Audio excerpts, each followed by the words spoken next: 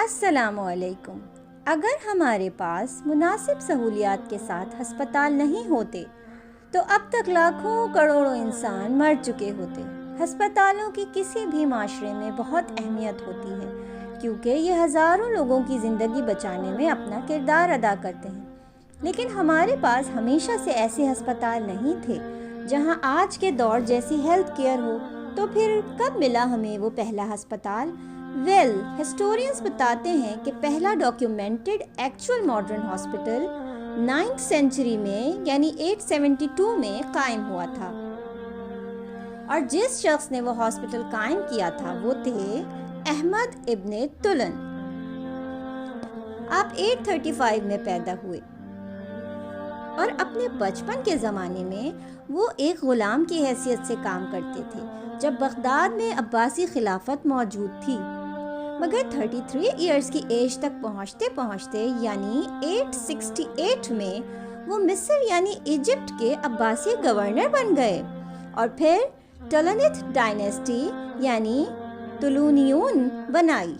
وہ تاریخ میں ایک کامیاب حکمران کے طور پر جانے جاتے ہیں۔ ان کے بہت سے کیے ہوئے عظیم کاموں میں سے ایک زبردست کام ہسپتال بنانا تھا۔ کائرو ایجپٹ میں آپ نے ایک ایسا ہاسپٹل بنایا جہاں ہر کسی کو مفت علاج فراہم کیا جاتا، چاہے وہ کسی بھی ethnicity, age, gender, financial status یا ریلیجن سے تعلق رکھتا ہو۔ بہت سے لوگوں کو تو اس بات پر یقین ہی نہیں آتا تھا کہ طولن ہاسپٹل فری علاج کرتا ہے، کیونکہ میڈیکل فیسلٹیز نہایت ایکسپینسو ہوتی ہیں۔ لیکن دوسرے حکمرانوں نے احمد ابن طولن کے نقش قدم پر چلتے ہوئے اپنے اپنے علاقوں میں ہسپتال بنائے اور لوگوں کو مفت علاج فراہم کرنا شروع کیا۔ ایک سوال جو بہت سے لوگ پوچھتے ہیں وہ یہ کہ ان ہسپتالوں نے آخر اپنے اخراجات یعنی ایکسپینسز کیسے پورے کیے ہوں گے؟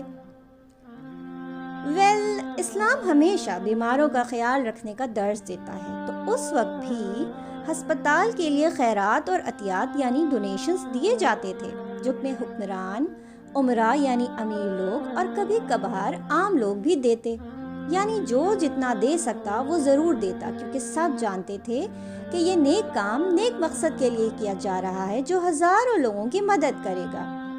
طولن ہاسپٹل سے پہلے بھی بغداد میں کئی ہسپتال تھے، مگر وہاں اتنی اچھی سہولیات میسر نہیں تھیں۔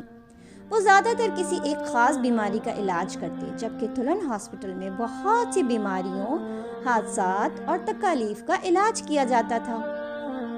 اس کے ساتھ ہی وہ دماغی امراض کے علاج کا بھی پہلا مرکز تھا، یعنی طولن ہاسپٹل موجودہ ماڈرن ہاسپٹلز کے لیے بہترین نمونہ تھا۔ All thanks to our Muslim brother Ahmad ibn Tulun. May Allah give him the highest place in Jannah. آمین۔ اور نیکسٹ ٹائم آپ جب بھی ہاسپٹل دیکھیں تو انہی کے شکر گزار ہوں۔